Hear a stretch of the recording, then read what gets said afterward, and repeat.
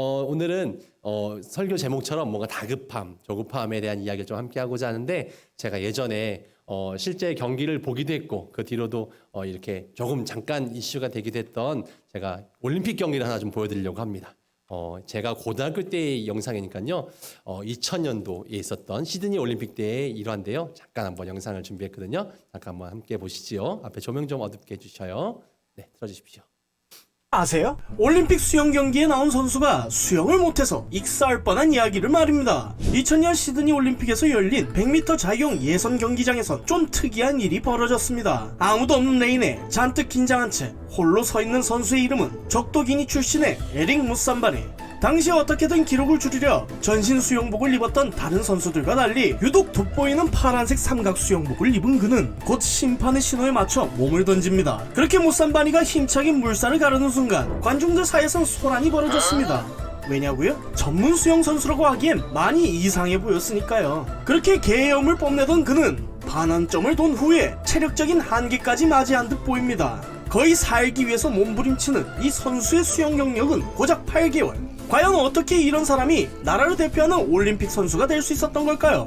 여기엔 다 이유가 있는데 당시 국제수영연맹은 새로운 세기를 맞아 21세기 최초의 올림픽이 될 시드니 올림픽을 기념해 훈련시설이 부족한 개발도상국의 선수들을 초청해 특별히 올림픽을 치를 수 있는 출전 기회를 주기로 계획했습니다. 그리고 그런 나라 중 하나가 바로 적도기니였죠. 하지만 적도기니는 매우 가난한 나라였던지라 전문적인 선수는 아예 존재하지 않았고 결국 나라 차원에서 급하게 꾸려진 적도기니 올림픽위원회에서는 수영 선수를 찾는다는 라디오 광고를 냈죠. 그리고 이 라디오 광고에 혹한 청년이 있었으니 바로 무산반이었습니다. 그는 살면서 제대로 수영 한번 해본 적 없었지만 반신반의하면서 혹시나 하는 마음에 지원했는데 당황스럽게도 지원자는 무산반이 단 한 명뿐이었고 결국 그는 유일무이한 적도기니의 국가대표로 발탁됐습니다. 하지만 수영 관련 코치가 없는 적도기니에서 그에게 지원해준 건 호텔에 있는 10m짜리 수영장이 다였죠. 아무도 없는 수영장에서 허우적대던 그는 이대로는 안되겠다 싶었는지 주변 어부들에게 조언을 얻어 낮에는 악어와 뱀이 득실되는 강에서 수영을 하고 새벽엔 호텔의 수영장에서 아침에 배운 것을 복습했습니다. 그렇게 8개월간의 피나는 노력 후 올림픽이 개최된 시드니에 도착한 그는 곧 충격에 빠지게 되는데 그를 기다리고 있던 것이 연습해왔던 10m짜리 수영장보다 훨씬 큰 무려 50m 길이의 수영장이었기 때문이었죠. 절대 완주를 할 수 없을 것이란 생각에 아예 출전을 포기하려 했지만 국민들이 당신을 응원하고 있다는 대회 진행 요원들의 설득에 의해 결국 울며 겨자 먹기로 남아공 수영 코치로부터 용품을 지원받아 경기에 참가하게 됐습니다. 그렇게 심란한 마음을 감추지 못하는 그에게 행운의 여신이 찾아온 것이었을까. 공교롭게도 경기에서 부정 출발로 인해 상대방 선수들이 실격하게 되어 혼자서 예선전을 치르게 됩니다. 그렇게 반신이 반환점을 돌아 25m를 남긴 지점에서 그는 결국 체력적인 한계로 몸부림을 치게 되는데 하지만 1만 7천여 명의 관중들이 자리에서 일어나 무산바니를 응원하자 결승선을 마침내 통과하게 됩니다. 그렇게 경기를 끝낸 무산바니는 후에 인터뷰를 통해 이렇게 말했죠. 다른 선수들은 메달을 위해 수영했지만 나는 익사하지 않기 위해 수영했다. 그의 기록은 1분 52초 72. 어쩌면 올림픽 100m 자유형 경기 종목 사상 가장 느린 기록일 수도 있겠지만 수영 선수가 존재하지 않는 서아프리카 출신 선수가 끝끝내 100m를 완주한 올림픽 역사에 남을 최고의 기록이 되기도 했습니다. 이후 무산바니는 뱀장어란 별명이 붙으며 일약 스타덤에 오르게 되면서 그의 유명세로 인해 적도기니엔 50m짜리 수영장이 2개나 생기게 됐죠. 그러나 무산바니는 여기서 멈추지 않고 2006년 독일 디셀도르프에 열린 100m 수영 경기에 특별 초청되어 52초라는 엄청난 기록 갱신을 하며 수영에 대한 열정에 불을 붙였고 현재는 적도기니의 대표팀 수영 코치로 남아 후배 선수들에게 살아있는 교훈이 되는 지도자가 됐습니다. 몰라도 상관없는 지식 놀상식. 다음 시간에 좀 더 재미난 이야기로 찾아뵙겠습니다. 네, 불 좀 켜주시고요. 네, 재밌게 보셨습니까? 네, 저희 고등학교 때 제가 스포츠 뉴스를 통해서 맨 처음 접했던 소식이었었습니다. 그래서 이 수영을 잘 못하는 살기 위해 수영하는 제가 해도 저 1m 50초, 1분 50초보다는 빨리 할 수 있을 것 같은 생각이 드는데 이런 선수가 올림픽에 참가했더니 참 이렇게 이슈가 되기도 했던 소식이 기억이 납니다. 근데 오늘 설교하면서 이 이야기를 왜 보았을까요? 뭐 올림픽도 마찬가지고 삶도 마찬가지겠지만 모두가 이기는 것이 목적이죠. 빨리 가는 것이 목적이고요. 승자가 되는 것이 목적인 시대 가운데서 뭔가 승리가 우리의 목표고 경쟁하고 그렇게 열심히 살아가는 시대 가운데서 뭔가 이렇게 실은 남들과 비교하면 굉장히 처지고 못하는 사람들도 있죠. 그렇지만 그 가운데서도 목표를 가지고 살기 위해서 열심히 하는 사람들을 사람들은 이렇게 격려도 하고 응원도 하고 그 사람의 도전을 정말 박수 쳐주기도 합니다. 우리 시대에 뭔가 빠른 사람에게만 그런 사람에게만 승자처럼 성공한 사람처럼 보고 있는 시대 가운데서 뭔가 조금 천천히 가는 것, 뭔가 조금 느리지만 그 가운데서 바른 길을 가는 것이 얼마나 중요한가라는 생각을 하게 됩니다. 우리나라가 참 근대화를 거치면서 굉장히 빨리빨리 문화가 자리 잡게 되지 않습니까? 빨리 이 일제 치하 또 전쟁의 이 상흔에서 벗어나기 위해서 이 가난을 극복하기 위해서 아주 우리 부모 세대는 열심히 살았습니다. 아주 그러다 보니까 이 경제적인 목표를 이루기 위해서 빨리빨리 이렇게 열심히 살았던 것이 우리의 습관이 되기도 합니다. 그런데 그러면서 굉장히 긍정적인 요소가 많았지만 부정적인 요소도 생겼습니다.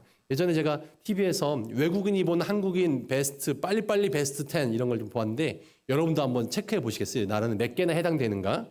첫 번째, 자판기 이 컵이 나오는데 나오기 전에 손이 들어가서 나올 때까지 기다린다. 네, 혹시 나는 그러고 있는 완성되지 않았지만 미리 커피에 손을 대고 있는 그런 나를 발견하고 있지는 않는가. 두 번째, 또 버스가 출발했지만 포기하지 않고 끝까지 달려가서 잡는다. 버스가 오기 전에 나는 미리 가서 내가 여기 서야 되지만 미리 달려가서 버스를 맞이한다. 네. 또 화장실에 들어가기 전에 지퍼를 내리면서 들어간다. 보통 남성들에 해당되죠.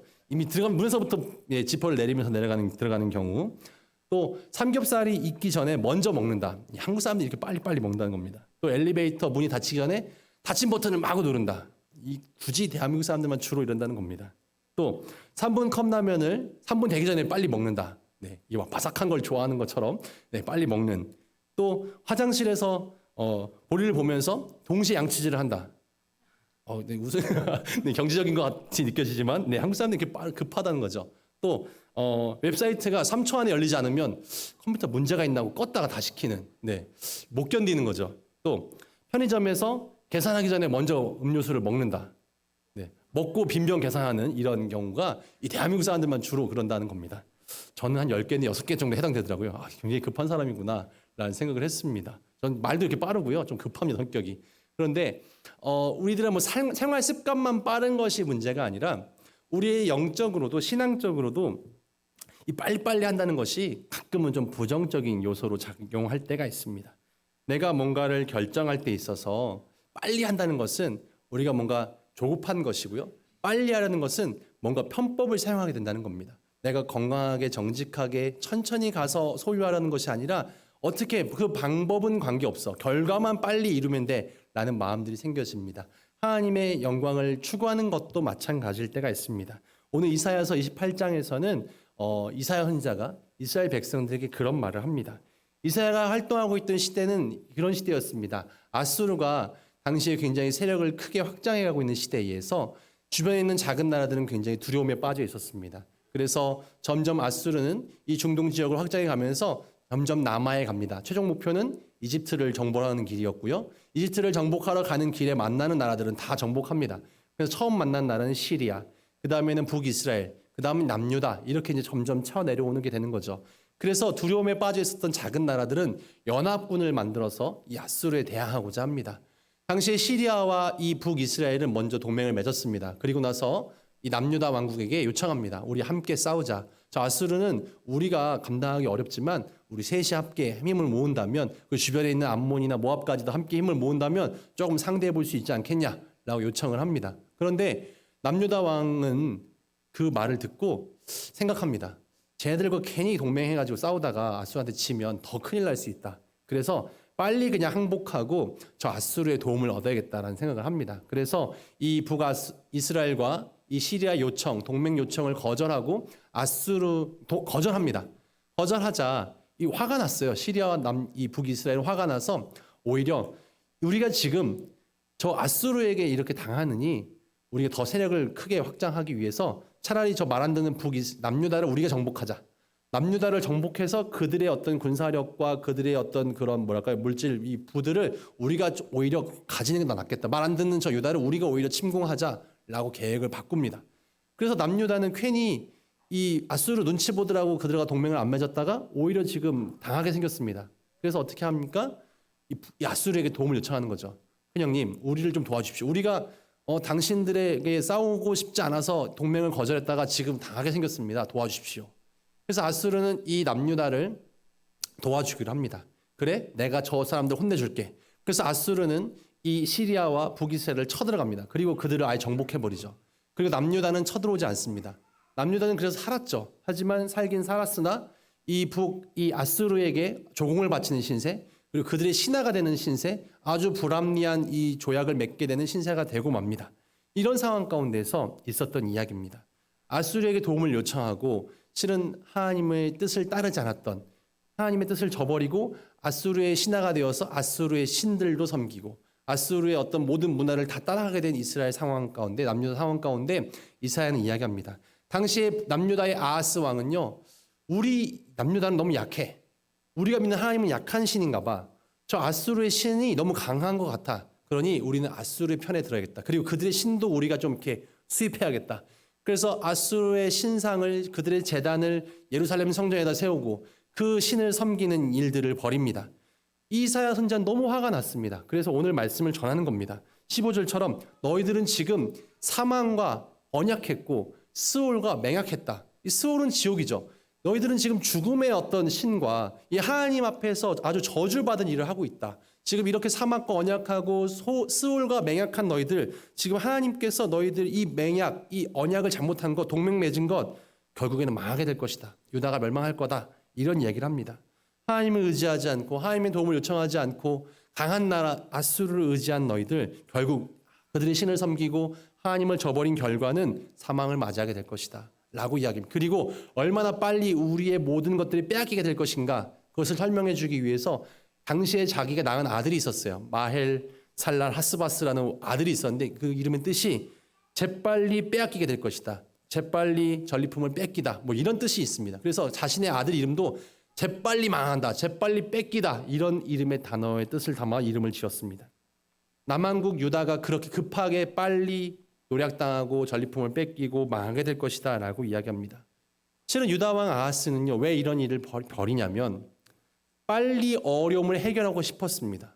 빨리 어려움을 해결하는 길은 그냥 편법을 쓰는 거죠. 강한 나라에게 도움을 요청하는 것. 네. 재빠르게 쉽게 사는 길을 선택했습니다. 강대국을 의존하는 길이 가장 빨리 사는 길이라고 생각했습니다. 그래서 그들의 신앙도 하나님도 저버리게 됩니다.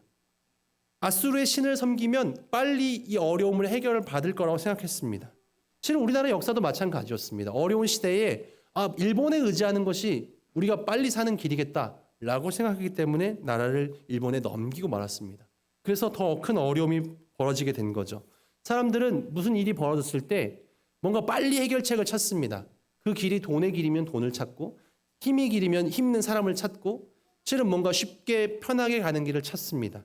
그러다 보면 하나님께서 원하시는 방향이 아닌 길도 갈 수밖에 없게 됩니다. 오늘 이사야 선지자는 이렇게 경고합니다. 17절 말씀 보니까 하나님의 요구사항이 나옵니다. 나는 정의를 측량줄로 삼고 공의를 저울추로 삼으니 우박이 거짓의 피난처를 소탕하며 물이 그 숨는 곳에 넘칠 것인즉 라고 말합니다. 하나님께서는 요구하시는 것이 너희의 기준점이 바로 정의와 공의에 있다. 측량줄, 저울추, 이것이 공사할 때 쓰여지는 어떤 기준 삼는 그런 도구들인데 내가 너희에게 바란 것은 정의를 세우고 공의를 세우는 일이다. 지금 경제적으로나 인간적으로나 또 군사적으로나 여러 관계 속에서 어려움을 겪고 있지만 그럴 때일수록 서두르지 않고 쉽고 빠른 길, 급히 가는 길을 선택하는 것이 아니라 기준을 공의와 정의에 맞춘다면 조금 돌아가더라도 조금 힘이 들더라도 내가 도울 것이다. 그런데 너희는 이미 그 길을 선택하지 않았기 때문에 실은 하나님의 심판이 임하게 될 것이다 라고 이야기합니다. 오늘 내가 어떻게 하면 쉽게 빠르게 성공할 것인가, 쉽게 좋은 길 갈 것인가가 아니라 내가 과연 성실한가, 내가 오늘 정직한가, 내가 하나님의 뜻을 바르게 구했는가, 내가 믿음으로 선택하고 있는가를 내가 물어봐야 합니다. 내가 하나님의 뜻을 구하는 기도를 드리고 있는가. 더디더라도 나는 좀 생각하고 더디더라도 하나님의 뜻을 묻고 실은 그렇게 나가기를 소망합니다. 주님께서는 뭔가 쉽고 빠르게 가는 길보다 바른 길로, 올바른 길로 가는 것을 우리에게 요청하십니다. 히브리서는 참 한 단어에도 여러 가지 뜻을 가지고 있는 단어가 참 많은데요. 이 알다라는 단어가 히브리어로 야다라는 단어를 씁니다. 근데 야다라는 단어가 어디에 또 쓰여지냐면 이 아담이 하와와 동침함에 창세기 4장 1절에 동침하다 단어와 거기에도 야다가 쓰입니다. 어떤 것을 의미하냐면 히브리인의 사고에서는 사랑하는 것도 아는 것으로 출발한다는 겁니다. 우리는 보통 사랑은 굉장히 막 불같은 사랑을 합니다. 뭐 뜨거워지고요. 그런데 중요한 것은 그런 사랑은 서로 깊이 알지 못합니다. 그러다 보니까 내가 아는 것과 다른 모습을 보일 때 쉽게 그 사랑도 꺼지게 되죠. 근데 히브리서는 이렇게 히브리어는 이야기하는 것이 하나님의 단어는 이것입니다. 사랑은 아는 것을 전제로 한다. 내가 깊이 알아야 깊이 사랑하게 되고 깊이 사랑해야 깊은 관계를 만들 수 있어지는 겁니다. 근데 깊이 아는 것은 시간을 필요로 하고요. 경험을 필요로 합니다. 내가 깊이 만나고 깊이 사귀고 깊은 대화와 깊은 경험들이 쌓여져야 더 잘 알게 되고 더 깊은 사랑을 나눌 수 있게 됩니다. 알면 기다림을 필요로 한다는 겁니다. 내가 좀 기다려줄 수도 있어야 되고 용납도 해줘야 하고 시간이 필요합니다. 하나님께서는 이스라엘 민족에게 그런 것을 계속 가르쳐 내십니다. 아브라함에게 가나안 땅을 약속하셨지만 아브라함의 후손들이 가나안 땅을 차지하게 되기까지는 500년 걸렸습니다. 하나님께서는 이스라엘 민족을 애굽에서 출애굽시키셨지만 가나안 땅으로 바로 인도한 것이 아니라 40년 걸렸습니다. 왜 그런 세월이 걸립니까? 400년 동안 노예로 살았던 그들이 그 모든 하나님 없이 살았던 그 400년의 세월을 다 없애고 새로운 하나님 백성으로 거듭나기까지는 40년의 시간이 걸렸던 거죠. 그동안에 하나님의 백성으로 새로 거듭나는 시간이 필요했던 겁니다. 오늘 말씀을 이야기합니다. 오늘 말씀 16절 볼까요? 그 40년간의 광야의 깨달음이 무엇이냐? 16절 보시죠. 그러므로 주 여호와께서 이같이 이르시되 보라 내가 한 돌을 시온에 두어 기초를 삼았노니 곧 시험한 돌이요 귀하고 견고한 기초돌이라 그것을 믿는 이는 다급하게 되지 아니하리로다. 잠깐 성경 말씀 띄워주시고요. 돌이 등장합니다. 내가 한 돌을 시온에 두겠다. 그 돌은 기초다. 그 돌은 시험한 돌이다. 귀하고 견고한 기초돌이 된다. 라고 이야기합니다. 그냥 돌이 아니고 시험한 돌입니다. 무슨 시험을 했을까? 실은 오랫동안 돌은 인간보다 오래 살죠. 실은 돌은 무생물이니까 살지 않고 그냥 존재합니다. 돌은 아주 그 수명이 길 겁니다. 오랜 세월 동안 역사를 경험하고 사람들을 만났을 겁니다. 그 돌들은요, 실은 시험했다. 그러니까는 오랜 세월 동안 산전수전을 다 겪습니다. 그러면서 고난의 순간에도 기쁨의 순간에도 그 돌은 거기에 존재하는 거죠. 하나님께서는 돌을 상징적으로 이야기하시면서 그 고난의 세월 동안에 어려움의 세월 동안에 깨달아지는 하나님의 말씀과 약속이 바로 이런 돌과 같다. 내가 시온에 세운 하나님의 실은 성전은 그냥 건물로 성전이 아니라 하나님 말씀이 이루어지는 곳. 하나님 말씀은 영원히 사라지지 않는 영원한 돌과 같은 반석이 됩니다. 실은 그 반석은 그냥 존재하는 것이 아니라 오랜 세월을 거치면서 여러 가지 경험들을 하게 됩니다. 산전수전 겪는 거죠. 시험을 겪습니다. 그 시험한 돌이었습니다. 그래서 웬만한 고생쯤은 다 견뎌낼 수 있는 그런 강력한 존재가 됩니다. 급한 것은 돈이 아니구나. 급한 것은 잠시 잠깐 맞이하는 기쁜 것이 아니구나. 급한 것은 결국 내가 올라갈 수 높은 권력의 자리가 아니구나. 실은 더 영원한 것, 더 단단한 것, 더 견고한 것 이것을 믿는 자는 결국 어떻게 됩니까? 다급하지 않게 된다라는 겁니다. 우리가 성경을 맞이할 때 우리가 읽게 되는 성경도 마찬가지입니다. 수천 년간 수많은 믿음의 사람들의 그런 신앙의 결과물입니다. 그들의 고난의 산물이기도 합니다. 어려움을 겪으면서 하나님에 대한 신앙의 고백과 믿음의 고백입니다.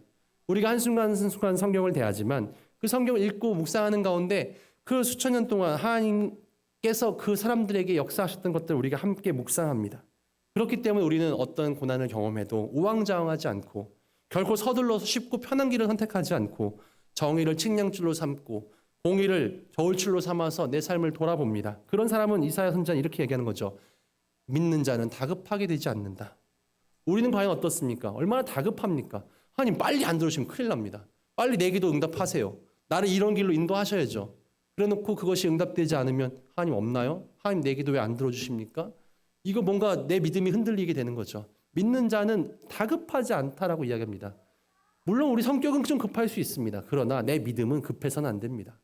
믿는 자는 다급해서는 안 됩니다. 뭔가 빨리 가려는 길을, 뭔가 편법을, 뭔가 더 지름길을 추구해서는 안 되는 거죠. 그 길이 비록 지금 좀 좁은 길로 보여질지라도, 지금 좀 고난의 행군처럼 보여질지라도 내가 주님께서 원하시는 그 정의와 공의를 건강하게 걷고만 있다면 그 한 걸음 한 걸음 속에 결국에는 올바른 목적지에 다다르게 될 것입니다. 이러다가 도달하지 못하는 건 아닐까? 가끔 두렵기도 합니다. 이러다가 결국 길 없어지는 거 아니야? 끝나는 거 아닐까? 낭떠러지 아닐까? 하지만 하나님께서는 우리가 올바른 길을 걷고만 있다면 그 길을 낭떠러지로 인도하지 않으십니다. 겪을 것을 기꺼이 겪고 깊이 생각하고 기도하고 기도를 내 소원풀이처럼 하지 않고 기다리면서 하나님의 뜻을 온전히 구하는 사람에게 하나님께서는 올바른 응답을 해 주실 것입니다. 오늘 18절 이렇게 말씀하죠. 쉽고 편한 길을 생각하는 사람, 그리고 그런 사람들의 말로 사망과 매은 새로운 언약은 어떻습니까? 결국에는 스올, 더불어 매냐는 언약은 서지 못하고 넘치는 재앙이 밀려올 것이고 결국엔 밟힘을 당하게 될 것이다. 지금 잠깐 이 어려움을 타개하는 길이라고 생각해서 그 길을 빨리 가려 하지만 결국 하나님 없이 급하게 가는 길은 결국 망하는 길이 될 것입니다. 하나님 약속하신 약속에 담긴 귀한 돌, 그 산전수전 겪은 그 귀한 돌은 우리에게 믿음을 줍니다. 하나님 약속이죠. 하나님 약속은 우리에게 믿음을 허락하실 것이고 그 약속을 믿고 의지하는 자는 실은 그런 쉽게 패하지 않는, 고난 속에서도 흔들리지 않는, 그래서 그런 흔들리는 세상의 소식은 우리에게 어떤 걸 줍니까? 두려움을 줍니다. 19절 말씀을 보면 소식을 깨닫는 것이 오직 두려움이라. 우리가 세상을 의지했더니 이것이 쉬운 길이라고, 이것이 지름길이라고, 빨리 가는 길이라고 세상의 소식을 의지했더니 그런 소식은요 늘 우리의 마음을 흔들리게 합니다. 우리는 두려움을 얻습니다. 생각해 볼까요? 내가 주식을 투자했어요. 내가 부동산에 투자했어요. 내가 뭔가 세상에 내 통장을 의지합니다. 근데 이건 매일매일 바뀌어요. 내가 많이 가져도 더 많이 가진 사람과 비교하게 되고 내가 이걸 좀 얻어봤지만 언제 없을지 알 수 없고 세상의 소식에 늘 귀를 기울입니다만 늘 우리는 두렵습니다. 잘 돼도 두렵고 언제 없어지는 거 아닐까? 안 되면 더 두렵고 세상의 소식이라는 것은 우리의 대부분의 우리 소유나 지위나 이런 것에 관계된 이야기들입니다. 거기에 내 목을 매게 만들죠. 근데 하지만 그것은 우리에게 두려움을 줍니다. 우리가 더욱더 멀리 봤으면 좋겠습니다. 믿는 사람은 다급하지 않다라고 이야기합니다. 고난에 허둥거리지 않습니다. 내가 쉽고 편한 길을 급히 찾아내지 않습니다. 우리가 어떤 길을 갈지라도 하나님께 묻고 정말 더욱더 서두르지 않고 갔으면 참 좋겠습니다. 우리가 하나님에 대한 말씀에 대한 의지를 가지고 믿음을 가지고 우리가 차분하게 준비하고 차분하게 기도하며 나갔으면 참 좋겠습니다. 성령 강림절 셋째 주일인데 성령은 우리에게 평화의 영으로 찾아옵니다. 평화는 과연 무엇일까?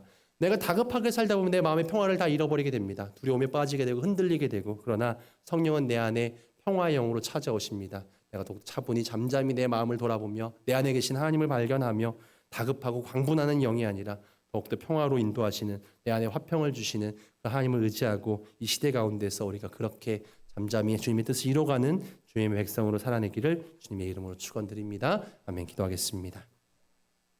사랑해 주님 감사합니다. 주님께서 우리를 늘 인도하시고 올바른 길로 정말 그렇게 인도하심에 참 감사드립니다.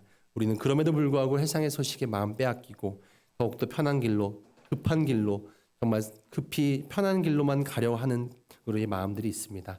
우리가 하나님 의지하지 않고 세상의 것을 의지하려 했던 나의 불신앙과 나의 정말 연약함을 주님 용서하여 주시고 내게 더욱더 믿음 허락하여 주옵소서. 지금 당장 가는 길이 정말 잠시 잠깐 어려워 보일 수 있어도 잠시 잠깐 광야 길처럼 느껴진다 할지라도 정말 흔들리지 않는 기초 되시는 그 하나님 말씀을 더욱더 의지하고 우리가 담대히 가게 하여 주옵소서. 우리에게 승리 주시는 우리에게